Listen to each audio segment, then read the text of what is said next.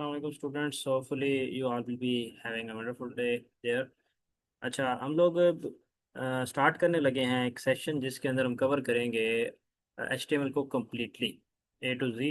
So as you know कि HTML web development का part होती है। तो वेब डेवलपमेंट को पहले ओवरऑल देख लेते हैं कि वेब डेवलपमेंट क्या है। बेसिकली हम लोग ये जो कोर्स है इसके अंदर कम्प्लीटली कवर करेंगे वेब डेवलपमेंट के अंदर फ्रंट एंड और फिर बैक एंड। इसके अंदर जितनी भी चीज़ें कवर होती हैं या पार्ट होती हैं इसका वेब डेवलपमेंट को। So welcome to this online web development course जिसके अंदर एक कंप्लीट ये ट्यूटोरियल है HTML का। सो सबसे पहले वेब डेवलपमेंट के फेजेस की बात की जाए तो हमारे पास फ्रंट एंड और बैक एंड दो फेज होते हैं वेब डेवलपमेंट के। फ्रंट एंड के अंदर हम लोग वेबसाइट का डिज़ाइन बनाते हैं जिसमें HTML CSS बूटस्ट्रैप वगैरह लिखते हैं और जावास्क्रिप्ट भी इसके अंदर ऐड की जाती है फंक्शनैलिटीज़ के लिए और उसके कुछ फ्रेमवर्क भी। और अगर हम बैक एंड्स की बात करें तो हम लोग जो एक बैक एंड की फंक्शनैलिटीज ऐड करते हैं तो वो बैक एंड की लैंग्वेजेस के थ्रू करते हैं। उसके लिए PHP या उसके फ्रेमवर्क जिसमें Laravel dot PHP most important use होता है। और इसी तरह बैकएंड के फ्रेमवर्क्स जो होते हैं जावास्क्रिप्ट के, जैसे एंगुलर डॉट जेएस है, रिएक्ट जेएस है या व्यू डॉट जेएस और मल्टीपल और भी होते हैं, उनको यूज़ किया जाता है। और इसके साथ साथ अगर डेटाबेस को इस्टेब्लिश करना है तो उसके लिए हम लोग MySQL का भी इस्तेमाल करते हैं जो कि एक डेटाबेस के लिए क्यूरी लैंग्वेज है। सो आईडीज यानी कि हम लोग जो प्रोग्राम्स यूज़ कर सकते हैं वो ये आपके सामने चार लिखे हुए हैं और उनकी डिस्क्रिप्शन भी मौजूद है। विजुअल स्टूडियो कोड है, सुब्लाइम टेक्स्ट एडिटर है और पाईचार्म के अलावा नेटबीन्स का इस्तेमाल किया जा सकता है। हम लोग VS कोड का इस्तेमाल करेंगे जो कि ऑनलाइन और ऑफलाइन दोनों तरीकों के लिए एक मैनेजेबल है और इजी यूजेबल है इजली। सो अगर हम HTML की इंट्रोडक्शन की बात करें तो HTML की फुल फॉर्म होती है हाइपर टेक्स्ट मार्कअप लैंग्वेज। इसके अंदर हम लोग डिफरेंट टैग्स यूज़ करते हैं। मार्कअप मीन्स के टैग्स। तो डिफरेंट टेक्स्ट हाइपर टेक्स्ट का मेन जो मकसद होता है वो ये होता है कि एक जगह से दूसरी जगह जाना, यानी एक पेज से दूसरी जगह दूसरे पेज पे जाना या एक पेज की एक सेक्शन से दूसरे सेक्शन पे जाना। ये चीज़ होती है HTML या मार्कअप लैंग्वेज जैसे कह सकते हैं। और इसको हम लोग मल्टीपल तरीकों से यूज़ करते हैं, बहुत सारे टैग्स को इस्तेमाल में लाकर। यहाँ पे कुछ मज़ीद इसके इंट्रोडक्टरी सेक्शन के रेलेवेंट बातें लिखी हुई हैं। इसके जनरली इसके अंदर जो क्रक्स है इसका उसमें ये है कि हम लोग टैग्स का यूज़ करते हैं और जो इसकी फ़ाइल बनाई जाती है उसकी एक्सटेंशन .htm या h.html होती है।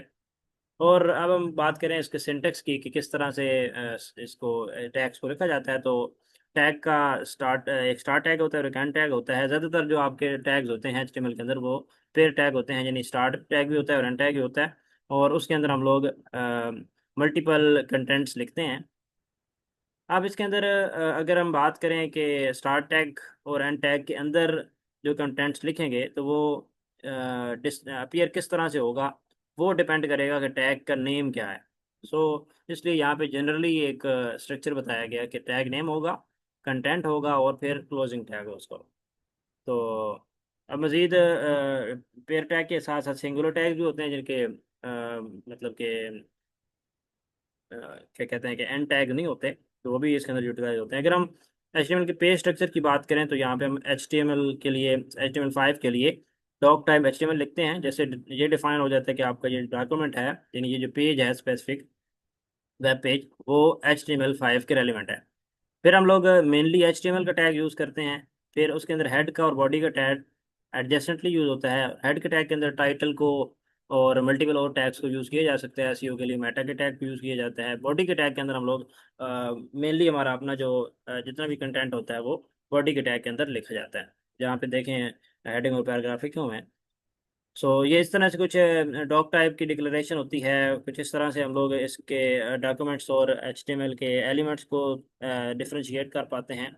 और अगर जनरल इसके स्ट्रक्चर की बात की जाए तो HTML रूट एलिमेंट है। हेड के अंदर मेटा डाटा आता है और टाइटल्स वगैरह आते हैं। CSS भी इसके अंदर लिखी जा सकती है और टाइटल्स हम लोग इसके अंदर लिख सकते हैं। फिर इसी तरह से अगर मेटा की बात की जाए तो मेटा SEO के लिए हेल्प करता है। ये राइट साइड पे आपको एग्जांपल के अंदर विजिबल होगा कि मेटा के टैग किस तरह से यूटिलाइज होगा।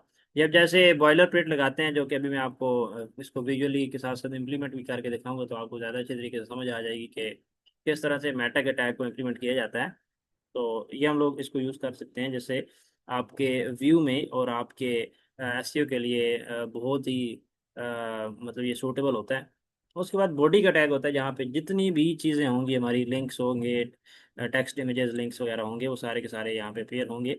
और राइट साइड में बॉडी के अंदर आपको बॉडी टैग के अंदर दो टैग्स, H1 का और पैराग्राफ का टैग जो है ना वो विजुअली अपीयर हो रहा है। ठीक है।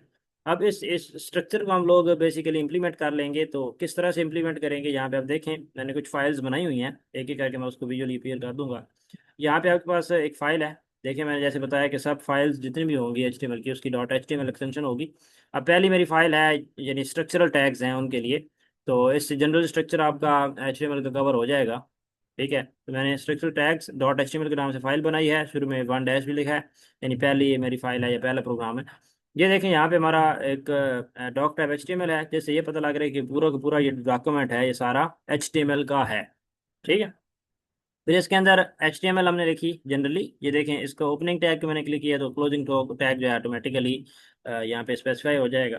उसके बाद हमारे पास हेड का टैग होता है और बॉडी का टैग होता है। हेड के टैग के अंदर हम लोग मेटा के टैग और टाइटल के टैग यूज़ करते हैं। ठीक है।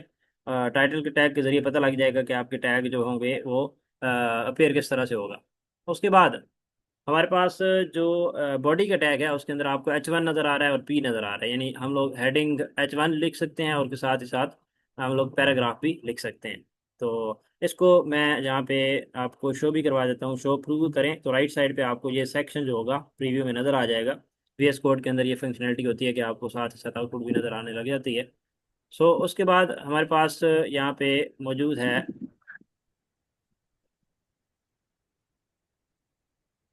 हेडिंग और पैराग्राफ जो है, आपको यहाँ पे इसके आउटपुट नज़र आ रही है। This is a header and this is a paragraph. So उसके बाद हम लोग अगर नेक्स्ट मूव करें, हेडिंग्स की तरफ मूव करें, तो हमारे पास 6 तरह की हेडिंग्स हम यूज़ कर सकते हैं, H1 से लेकर H6 तक। जिस तरह आपको टैग्स यहाँ पे विजुअली अपीयर हो रहे हैं, H1 सबसे बड़ी हेडिंग है, H6 सबसे छोटी हेडिंग है। तो इसके हम लोग इम्प्लीमेंट कर सकते हैं। पैराग्राफ टैग्स जो है ना उसका भी आइडिया आपको हो चुका है, यहाँ पे आप देख सकते हैं। और इनको हम लोग साथ ही कुछ मजीद टैग्स देख सकते हैं। BR टैग के जरिए आप लोग ब्रेक लाइन करते हैं, लाइन ब्रेक बेसिकली हम लोग यूज़ कर सकते हैं इसके जरिए, यानी। और साथ ही साथ जो HR का टैग है वो हॉरिजेंटल रो क्रिएट कर देते हैं, जिसके ज़रिए हमें हेल्प होती है डिफरेंशिएट करने में मल्टीपल सेक्शंस को। उसके बाद हमारे पास यहाँ पे अगर इम्प्लीमेंटेशन इसकी देखी जाए, तो हम लोग कुछ इस तरह से इसको लिख सकते हैं। बाकी चीज़ें उसी तरह से ही हैं जैसे पहले यूज़ किए हैं, जैसे मैंने टाइटल चेंज किया है और कुछ बैकग्राउंड कलर वगैरह चेंज किया है। हेडिंग 1 से लेकर 6 तक आपको अपीयर हो जाएंगी। और यहाँ पे कुछ पैराग्राफ्स हैं, BR का टैग है। बेसिकली ये पैराग्राफ 1 आएगा, फिर नेक्स्ट लाइन में पैराग्राफ 2 आएगा। तो नेक्स्ट लाइन में ले जाने के लिए हम BR टैग का यूज़ करते हैं। और HR भी यूज़ की जा सकती है। अगर मैं यहाँ पे HR लूप लिख लूँ तो उससे ये चेंज हो जाएंगी चीज़ें। यहाँ पे भी HR और यहाँ पे भी HR लिख लें तो हमारे पास कुछ चेंजिंग इम्प्लीमेंट हो जाएंगे। इसको मैं यहाँ पे प्रीव्यू करवाऊँगा तो यहाँ पे देखें वो आपको ये हेडिंग्स हैं। सबसे बड़ी हेडिंग है हेडिंग 1 और ये सबसे छोटी हेडिंग है। और इसी तरह हमारे पास ये जो तीनों चारों आ रहे हैं ये BR के टैग की वजह से आ रहे हैं। और ये जो हॉरिजॉन्टल लाइन आ रही है आपको नज़र वाइट कलर की, ये पूरी लाइन HR के टैग की वजह से आ रही है। ठीक है। और इसी तरह नीचे और लाइन भी आ रही है नज़र, तो भी किस वजह से आ रही है, हमारे पास HR के टैग की वजह से ही नज़र आ रही है। अब नेक्स्ट चलते हैं, मजीद कुछ टैग की तरफ चलते हैं, बात करते हैं टेक्स्ट फॉर्मेटिंग टैग्स। अब टेक्स्ट फॉर्मेटिंग टैग्स बेसिकली ना 3 तरह के होते हैं, जिसमें बी और स्ट्रॉन्ग। अब बी बोल्ड के लिए और स्ट्रॉन्ग ज़्यादा इम्पोर्टेंटली मतलब कि हम लोगों ने बोल्ड करना है इसको, तो उसके लिए यूज़ करता है ये। तो इसकी एग्जांपल भी आप लोग राइट साइड पे देख सकते हैं कि बोल्ड का टैग और स्ट्रॉन्ग का टैग किस तरह से यूज़ कर सकते हैं। साथ ही साथ अगर बात करें इटैलिक और EM की, दोनों तिरछे थोड़ा सा यानी शो करेंगे। जैसे आपको पता है कि बोल्ड जो है वो थोड़ा सा मोटा, यानी उसके वेट को बढ़ा देंगे। और आई जो होगा वो उसके ज़रिए या EM के ज़रिए आपका टेक्स्ट जो है इटैलिक यानी तिरछा हो जाएगा। साथ अंडरलाइन या मार्क का टैग भी हम यूज़ करते हैं, यू और मार्क जिसे कहा जाता है। तो अंडरलाइन हो जाएगा यू के जरिए और मार्क के जरिए आपका हाईलाइट हो जाएगा। यहाँ पे आपको ये रिपेयर हो रहा है, इसको इम्प्लीमेंट भी हम कर लेते हैं। ये जो फाइल है इसके अंदर आपको ये सारी चीज़ें मिल जाएंगी। मैं इसको प्रीव्यू करके डायरेक्टली दिखाता हूँ तो यहाँ पे जितनी भी चीज़ लेफ्ट साइड पे कोड में नज़र आ रही हैं वो राइट साइड पे इम्प्लीमेंट हो रही हैं। पहली दो लाइन देखें बोल्ड हो रही हैं, फिर ये इम्प्लीमेंट हो रही हैं, इटैलिक हो रही हैं, यानी साथ ही ई एम भी ये यूज़ किया जा रहा है। और ये ई एम बेसिकली ज़्यादा इम्पोर्टेंट होता है एज़ कम्पेयर टू इटैलिक। और इसी तरह स्ट्रॉन्ग ज़्यादा इंपॉर्टेंट होता है एज़ कम्पेयर टू बोल्ड। फिर साथ ये अंडरलाइन है और साथ में ये आपके पास यूज़ हो रहे हैं, हाईलाइटेड टेक्स्ट भी शो हो रहा है। सो इस तरह से हम लोग फॉर्मेटिंग टैग्स को यूज़ करते हैं। फिर नेक्स्ट बात करें सिमेंटिक एचटीएमएल टैग्स की, तो आप अगर फॉर्मेटिंग की बात करें ओवरऑल कि आपका एक जो स्ट्रक्चर होता है एचटीएमएल का, तो वो उसके अंदर क्या क्या चीज़ें आती हैं। तो उसमें सबसे पहले हेडर आता है, इसके साथ मेन और सेक्शन के टैग्स होते हैं, और इसी तरह से आपके पास आर्टिकल और असाइड का टैग जो है वो यूज़ होता है, और लास्ट फिर फुटर टैग होता है। जैसे अगर जनरली बात की जाए कि आपके वेब पेज जैसे कंसिडर कर लिया जाए, इस तरह से है, तो इसमें हेडर जो होगा इस तरह से, ठीक है। हेडर के अंदर आप लोग कुछ चीज़ें लिखेंगे, ये हेडर होगा, ये ब्लू सेक्शन जितना है, फिर ये जो थोड़ा सा डार्क येलो सेक्शन है ये नैव का सेक्शन है, यानी नैव बार का है। और फिर उसके बाद हमारे पास जो सेक्शन है इसमें दो चीज़ें आ जाती हैं, यानी सेक्शंस हम लिख सकते हैं यहाँ पे, मल्टीपल सेक्शंस, ठीक है। और इसके साइड एक राइट साइड पे, यानी जो थोड़ी सी लेस इंपॉर्टेंट चीज़ें होती हैं वो हम लोग कहाँ यूज़ करते हैं, और असाइड के टैग के अंदर यूज़ करते हैं, ठीक है। और लास्ट पे, बिल्कुल लास्ट में हम लोगों ने जो चीज़ें लिखनी होती हैं वो कहाँ यूज़ करते हैं, फुटर के अंदर लिख देते हैं। सो इस चीज़ को भी इम्प्लीमेंट कर लेते हैं, यानी सिमेंटिक टैग्स हम लोग किस तरह यूज़ करेंगे, तो हम लोग चले जाते हैं जी VS कोड के ऊपर। और यहाँ पे आपको विजुअली क्लियर होगा कि आर्टिकल्स और मल्टीपल टैग देखें, यहाँ पे ये हेडर है, ठीक है। यहाँ पे मेन सेक्शन है, मेन सेक्शन के एडजेसेंटली हम लोगों ने फुटर सेक्शन बनाया। अब मेन के अंदर हम लोगों ने एक सेक्शन का टैग बनाया और एक साइड का टैग बनाया, ठीक है। तो जब अगर आप इनको बॉर्डर्स वगैरह अप्लाई करेंगे तो ये चीज़ आपको अपीयर हो जाएगी और आप ज़्यादा बेहतर तौर पर इसको विजुअली देख सकते हैं। अब यहाँ पे देखें थोड़ी चीज़ें डिफ्रेंशिएट हुई हैं, लेकिन इसका जो स्ट्रक्चर है मैंने आपको इस पिक्चर के थ्रू बताया। तो आपको बेसिकली जब आप चीज़ें मल्टीपल इस पेज को अगर आप लोग डिज़ाइन कर लें इन टैग्स को यूज़ करते हुए, तो आप लोग ज़्यादा बेहतर तौर पर समझ सकते हैं कि आपके जो सिमेंटिक टैग्स होते हैं वो किस तरह से स्ट्रक्चर करते हैं आपके वेब पेज को। नेक्स्ट चलते हैं, डिफ्रेंशिएट करते हैं डिव और स्पैन टैग को। सिंपल सा कंसेप्ट है इसका कि डिव जो है वो आपका एक ब्लॉक लेवल का एलिमेंट होता है, और जो स्पैन है वो इन लाइन लेवल का एलिमेंट होता है। अब इन लाइन और ब्लॉक में क्या डिफरेंस है, फर्क दोनों में ये है कि जो आपका डिव होता है ना वो पूरी एक लाइन लेता है, उसके टेक्स्ट जो भी अगर टेंस लिखेंगे, जबकि जो आपका स्पैन होता है वो जस्ट आपकी उतनी जगह लेता है जितना आपका कंटेंट होगा। इसको भी इम्प्लीमेंट करके देखा जा सकता है, और यहाँ पे कुछ कोड मौजूद हैं, इनकी आउटपुट्स को भी इम्प्लीमेंट कर सकते हैं हम लोग। यहाँ पे देखें, मैं आपको ज़रा प्रेजेंट कर देता हूँ प्रीव्यू करवा के फाइल के ज़रिए कि किस तरह से हम लोग इसको यूटिलाइज करते हैं। ये देखें जी, हमारे पास ये डिविजन्स हैं, यानी ये डिव के टैग्स हैं तीन, यानी हम लोगों ने लिखा थोड़ा थोड़ा है, यानी तीन चार लफ्ज लिखे हैं, लेकिन पूरी लाइन ले रहे हैं। लेकिन इसके नीचे अगर आप ये देखें, दिस इज स्पैन वन, ठीक है। तो ये आप देख रहे हैं कि यहाँ पे इसी तरह ये दिस इज स्पैन टू और दिस इज स्पैन थ्री, थोड़ा थोड़ा लिखा हुआ है लेकिन उतनी ही जगह ले रहा है। तो ये फ़ायदा होता है स्पैन और डिफ यानी डिव का, या क्या ये भी कह सकते हैं कि डिफरेंस होता है दोनों के अंदर, जो कि हम यूटिलाइज कर सकते हैं। और मल्टीपल टैग्स ऐसे होते हैं जो कि आपके होते हैं इनलाइन होते हैं, और कुछ मल्टीपल टैग्स ऐसे होते हैं जो कि स्पैन टैग या इनलाइन टैग जिन्हें कहा जाता है, ठीक है। इसको हम लोग जहाँ पे प्रेजेंट कर देते हैं, ये देखें आपको यहाँ पे इसकी आउटपुट दिखाऊं, तो ये जितनी भी टैग्स आपकी पूरी एक लाइन में आ रहे हैं ना, ये जैसे हेडिंग वन का है, पैराग्राफ का है, ये आपके ये हेडर से लेकर ये डिव तक हैं, ये सारे के सारे कौन से टैग्स हैं, ये आपके ब्लॉक लेवल टैग हैं, या इनको डिव टैग्स कहा जा सकता है, ठीक है। अगर हम बात कर लें स्पैन की, या ये जो तीन ऊपर मौजूद हैं बोल्ड, इटैलिक और अंडरलाइन, तो ये तीनों टैग जो आपके होंगे ये इन लाइन एलिमेंट या इन लाइन टैग्स कहलाएंगे। सो ये एक डिफरेंस होता है जो कि हम लोग डिटरमाइन कर सकते हैं इसके अंदर, डिव और स्पैन के अंदर।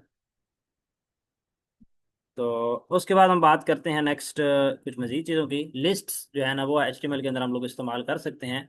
लिस्ट क्या चीज़ होती है, लिस्ट बेसिकली तीन तरह की होती हैं। एक हमारे पास होती है ऑर्डर लिस्ट, जो जिसमें हम लोग नंबरिंग के हिसाब से जो है ना वो लिस्ट बनाते हैं। हम लोग LI का यूज़ कर सकते हैं इसमें, OL के ज़रिए इसके टाइप स्पेसिफाई कर सकते हैं। UL के ज़रिए हम लोग क्या कर सकते हैं, ऑर्डर लिस्ट बना सकते हैं, सॉरी अनऑर्डर लिस्ट बना सकते हैं। OL के ज़रिए ऑर्डर लिस्ट बना सकते हैं, और DL के ज़रिए हम लोग डिस्क्रिप्शन लिस्ट बना सकते हैं। ये एक तरीका होता है मुख्तलिफ तरीक़ों से जो है ना वो लिस्ट को प्रेजेंट करवाने का। ये जो DT है ये बेसिकली हम लोग डिस्क्रिप्शन टर्म के अंदर यूज़ करते हैं, ठीक है। जबकि LI का जो यूज़ है वो OL के अंदर या UL के अंदर यूज़ किया जाता है। इसके बाद बात करते हैं ऑर्डर लिस्ट किस तरह से बनाई जाती है। तो मैं पहले बता चुका हूँ। एक एग्जांपल के अंदर आप देख सकते हैं कि OL बनाएंगे और उसके अंदर लिस्ट आइटम जितने आप बनाने चाहें बना सकते हैं, और आउटपुट आपको कुछ इस तरह से शो होगी। अनऑर्डर लिस्ट भी कुछ इस तरह से ही आएगी। जस्ट UL का और OL का डिफरेंस है कि उसमें बुलेट्स पॉइंट की शक्ल में वो आइटम्स आ जाएंगे। डिस्क्रिप्शन लिस्ट की बात करें तो वो आपकी DL का यूज़ करते हुए बनाई जाती है। इसमें दो चीज़ें हैं कि आप DL के टैग के अंदर DT और DD का टैग यूज़ करेंगे कि आप पहले डिस्क्रिप्शन टर्म बताएंगे और फिर उसकी डिस्क्रिप्शन बताएंगे, जो कि यानी कि क्या कह सकते हैं कि डेफिनेशन होगी, डिस्क्रिप्शन डेफिनेशन कहलाएगी। सो इसको भी इम्प्लीमेंट कर लेते हैं, लिस्ट को भी। और यहाँ पे मैं आपको दिखा देता हूँ कि कुछ लिस्ट जैसे कि बनाई गई हैं, इसको किस तरह से प्रेजेंट करवाया जाएगा। यहाँ पे देखें, ये हमारी पास एक ऑर्डर लिस्ट है, क्योंकि ये मतलब नंबरिंग के हिसाब से लिस्टिंग बनी हुई है। ये हमारी अनऑर्डर लिस्ट है एक। और फिर हमारे पास यहाँ पे नीचे डिस्क्रिप्शन लिस्ट है, जिसके अंदर हम लोग चीज़ें देख रहे हैं। इसके अंदर टाइप भी स्पेसिफाई की जा सकती है, जहाँ पे टाइप 1 रख सकते हैं, और टाइप इसके अलावा भी कोई रख सकते हैं हम लोग, ठीक है। स्टार्ट 101 से कर सकते हैं, किसी और चीज़ से करना है तो आप कर सकते हैं। मैं इसको चेंज कर लेता हूँ, कैपिटल A लिखूंगा तो वो देखें आप राइट साइड पे इम्प्लीमेंट हो रही हैं, तो चेंज हो जाएगा। अगर स्मॉल A करूँ तो स्मॉल A से होगा, आई से करूँ तो आई से स्टार्ट, यानी रोमन काउंटिंग से हो जाएगा। ऐसे करूँ तो रोमन काउंटिंग से स्टार्ट हो जाता है। तो इस तरह से हम चेंज भी कर सकते हैं। इसी तरह से आप लोग इसको चेंज कर सकते हैं। डिस्क कहेंगे तो वो डिस्क में फॉर्म इम्प्लीमेंट हो जाएगा, सर्कल कहेंगे तो वो सर्कल इम्प्लीमेंट हो जाएंगे, ठीक है। और यहाँ पे डिस्क्रिप्शन लिस्ट के अंदर ज़्यादातर अमेंडमेंट्स नहीं की जाती। इस तरह से लिस्ट को इम्प्लीमेंट किया जाता है। फिर नेक्स्ट अगर बात करें, हमारे पास आ जाती हैं ऑर्डर लिस्ट की एट्रीब्यूट्स। तो वो आपको मैंने जैसे बता दिया, उस तरह से ही चीज़ों को हम लोग इम्प्लीमेंट करते हैं। अब नेक्स्ट चीज़ हमारे पास लिंक्स हैं, मुख्तलिफ तरह से एंकर का टैग यूज़ करते हुए, यानी ए का टैग यूज़ करते हुए उनका यूज़ करते हैं, लिंक्स बनाते हैं या लिंक्स ऐड करते हैं, इंसर्ट करते हैं। अब यहाँ पे अगर आप लोग देखें तो हमारे पास एट्रीब्यूट्स भी हैं। तो अगर हम लोग target is equal to underscore blank use कर लेंगे तो उससे फ़ायदा ये होगा कि आपका जो लिंक है वो एक न्यू मतलब कि टैब के अंदर ओपन होगा। नीचे आपके गूगल, अगर आप न्यू टैब ओपन करनी है तो एग्जांपल लिखी हुई है कि इस तरह आप लोग टैब को लिखेंगे। ईमेल और फ़ोन को अगर लिंक्स बनाने हैं आपने, तो उसके लिए कुछ इस तरह से आप लोग target is equal underscore blank और href को लिखेंगे। और नेविगेशन मेन्यूज भी एंकर के टाइप को यूज़ करते हुए हम लोग ऐड करते हैं। अब इसकी को इम्प्लीमेंट कर लेते हैं, लिंक्स को देख लेते हैं। तो ये हमारे कुछ इस तरह से अपीयर होंगे। जो लिंक्स हैं, जितने भी मैंने फाइल्स बनाई हैं उन सब के लिए लिंक्स मैंने ऐड कर दी हैं। तो आप जैसे भी उस पर क्लिक करेंगे तो वो एक न्यू टैब के अंदर ओपन होकर आपको विजुअली अपीयर हो जाएगी। उसके बाद हम लोग नेक्स्ट ग्राफिक्स की बात करते हैं। ग्राफिक्स दो तरह के होते हैं, यानी बेसिकली हम लोग ग्राफिक्स मतलब के इमेजेस को कहते हैं। हम लोग ज़्यादातर ग्राफिक्स जो है वो इमेजेस को कहते हैं, ठीक है। और साथ में मीडिया जो होती है वो दूसरी चीज़ है। तो ग्राफिक्स में हम इमेजेस को, जबकि जो हमारे पास ऑडियो और वीडियो है वो मीडिया के अंदर इंक्लूड होती हैं। सो अब यहाँ पे सबसे पहले जो ग्राफिक्स हैं उसके लिए हम लोग जो टैग यूज़ करते हैं वो है हमारा IMG का टैग, ठीक है। तो IMG के टैग के अंदर कुछ मजीद ये एट्रीब्यूट्स भी आपको नज़र आ रही हैं, इसके ज़रिए आपकी इमेज जो है वो आप लोग यूज़ कर सकते हैं। और इसके रेलिवेंट कुछ, अगर आप लोग अब तक जितनी चीज़ें कर चुके हैं उससे रेलिवेंट ये असाइनमेंट्स भी बना सकते हैं। और ये थर्ड असाइनमेंट भी है जो कि इमेजेस वगैरह के हवाले से है। हम लोग इस इमेजेस के हवाले से जो चीज़ है, ये ग्राफिक्स के अंदर मैंने एक HTML की फ़ाइल बनाई है, इसको मैं इम्प्लीमेंट करके आपको दिखा देता हूँ। ये हमारे पास एक फ़ाइल बनी हुई है कि हमारे पास 3 पिक्चर्स हैं बेसिकली। सेंटर के टैग के अंदर हम लोग इसको रख रहे हैं, तो इससे फ़ायदा ये हो रहा है कि आपका मतलब के दरमियान में ये अपीयर हो रहा है हर पिक्चर। बाकी बॉर्डर्स वगैरह मैंने इसको अप्लाई करके दिए हैं, और हाइट वेट अप्लाई की है, अलाइन किया है मैंने इसको, तो उसकी वजह से ये मज़ीद बेहतर शो हो रहा है। तो ये एट्रीब्यूट्स हैं जो उसके ऊपर हमने अप्लाई किए हैं। 3 पिक्चर्स हैं आपको यहाँ पे अपीयर हो रही हैं। तो इस तरह से हम लोग ग्राफिक्स अप्लाई कर रहे हैं। फिर उसके बाद हमारे पास नेक्स्ट जो चीज़ आती है वो ऑडियो होती है। तो ऑडियो ऑडियो क्या चीज़ होती है? MP3 फाइल है या जस्ट जिसके अंदर आप आवाज़ सुनते हैं, वो चीज़ क्या चीज़ होती है? वो हमारी क्या कहलाती है? ऑडियो कहलाती है, HTML। सो हमारे पास अब ऑडियो का टैग जो है ना वो यूज़ होता है अगर हम चाहते हैं कि हमारे पास एक ऑडियो अपीयर हो जाए। सो इसको इम्प्लीमेंट करके देख लेते हैं कि ऑडियो किस तरह से अपीयर होगी, बल्कि साथ में मीडिया भी देख लेते हैं, उसके बाद फिर इसको इम्प्लीमेंट करेंगे। फ़र्क कितना खास नहीं है इस वजह से कि उसको इकट्ठा रखा रखा गया मीडिया को। वीडियो का टैग यूज़ होता है और बाकी कुछ एट्रीब्यूट्स इसके अंदर यूज़ होते हैं। अगर हम लोग चाहते हैं कि आपकी ऑडियो और वीडियो जो है ना इसके अंदर आए, SRC का टैग यूज़ होता है। और SRC का टैग यूज़ करते हुए आप लोग क्या कर सकते हैं, इस चीज़ को इम्प्लीमेंट कर सकते हैं। अब इन दोनों चीज़ों को देख लेते हैं वहाँ पे इम्प्लीमेंट करके कि मीडिया जो है वो किस तरह से हम इम्प्लीमेंट कर पाते हैं। तो इसको राइट क्लिक करके मैं ज़रा शो प्रीव्यू करवाता हूँ। तो यहाँ पे आप देखें कि मल्टीपल जो है ना ये ऑडियो है, इसको ज़रा एक बार थोड़ा सा मतलब सुन लें। तो कंट्रोल का टैक्स जो है ना इस वजह से ये चीज़ इम्प्लीमेंट होकर आ रही है। अगर इसको मैं ख़त्म करूँगा तो आपकी वो गायब हो जाएगी। सो ये ज़रूरी है कि आप कंट्रोल्स को यूज़ करें। इसी तरह यहाँ से कंट्रोल अगर मैं ख़त्म कर दूँगा तो इससे आपकी वो चीज़ हाइड हो जाएगी, यानी आप उसको नहीं कर पाएंगे यूज़। इसी तरह यानी कि ये चीज़ इंपॉर्टेंट है। बाकी SRC का भी लिखना ज़रूरी है। और उसके बाद क्या चीज़ यूज़ करते हैं हम लोग, आई फ्रेम का टैग एक यूज़ करते हैं। आई फ्रेम का टैग यूज़ करने का फ़ायदा ये होता है कि आप वीडियो जो होगी ना यूट्यूब की वीडियो, वो यहाँ पे इम्प्लीमेंट कर पाएंगे।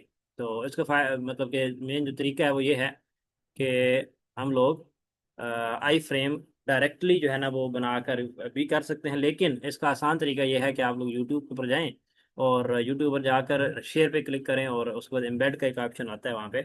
और एम्बेड पे आप क्लिक करें तो ऑटोमेटिकली ये जो यहाँ पे इतना से बना हुआ है ना, ये सारा का सारा उस वीडियो के लिए बन जाएगा।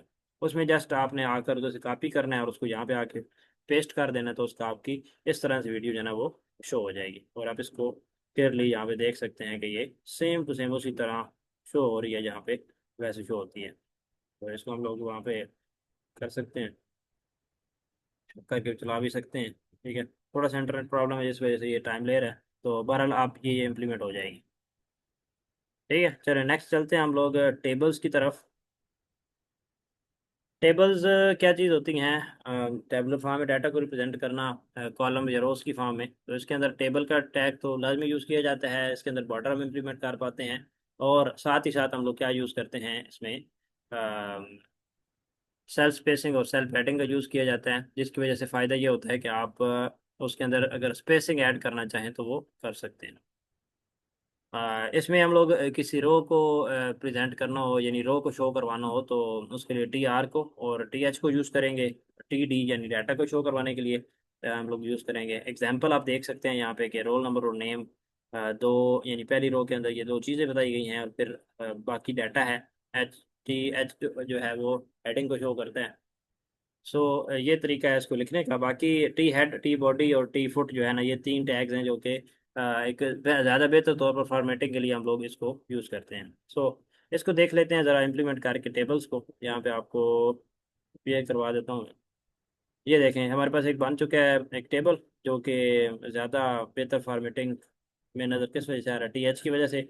TH में हम लोगों ने एम्प्लॉय इन्फॉर्मेशन दिया, कॉल स्पैन 3 दिया ताकि 3 कॉलम्स के क्रॉस एक रो बन जाए। और ये इस तरह से हम लोग कॉल स्पैन कॉल और कॉल के अलावा रो स्पैन का यूज़ कर सकते हैं। टी हेड के अंदर आप लोग हेडिंग लिखेंगे जिस तरह फर्स्ट नेम लास्ट नेम और एज लिखी हुई है। और टी बॉडी के अंदर आप क्या चीज़ यूज़ करेंगे, मतलब जो भी डाटा आप आपकी मर्जी होगी वो आप यूज़ कर सकते हैं।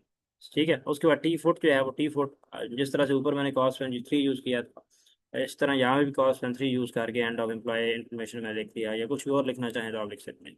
रोज बढ़ सकती हैं, कॉलम्स बढ़ सकते हैं, चीज़ें इसके अंदर डाटा ऐड हो सकते हैं। तो इस तरह से टेबल से इंप्लीमेंट करवाया जाएगा। उसके बाद हमारे पास लास्ट चीज़ होती है फॉर्म्स।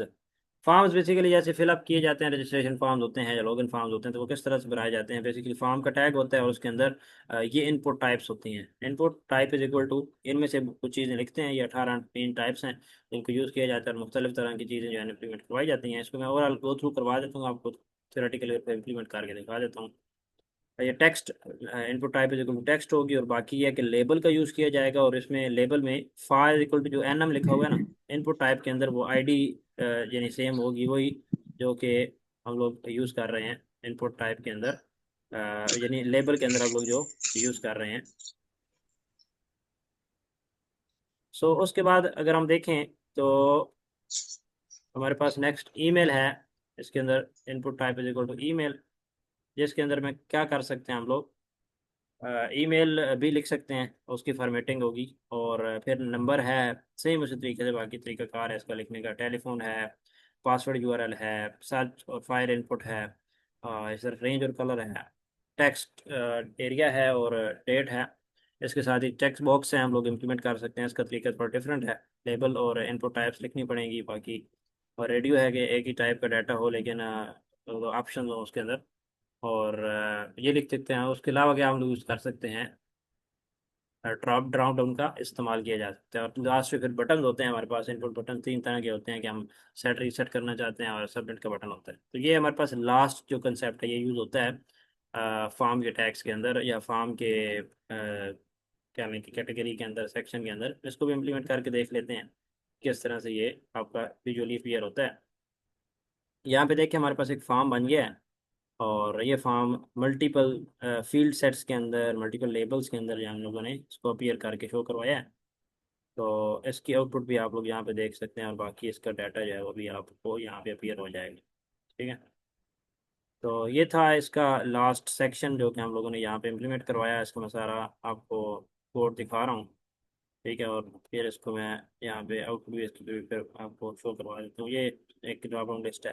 लास्ट में कुछ बटन बने हुए हैं। आपने कुछ अगर इनपुट्स वगैरह दी हैं और उसको चेंज करना चाहते हैं, तो यानी रीसेट करना चाहते हैं, तो सारी सिलेक्शन वगैरह खत्म हो जाएंगी। इसके पर्पज से यूज़ करते हैं। रीसेट को सबमिट करना है तो आप सबमिट भी कर सकते हैं सिंपली। लेकिन चूंकि हम लोगों ने कोई ऑप्शन नहीं दिया, तो इस वजह से वो कहेगा, रिक्वायर्ड की कीवर्ड की वजह से वो कहेगा कि आप पहले इसको फिल करें। सो इस तरह से फॉर्म बनाए जाते हैं। And that was the last topic relevant to HTML। So hopefully you have would have enjoyed it. मिलते हैं इंशाल्लाह नेक्स्ट एक न्यू वीडियो लेक्चर के साथ। तब तक के लिए अपना ख्याल रखिए। अल्लाह हाफ़िज़।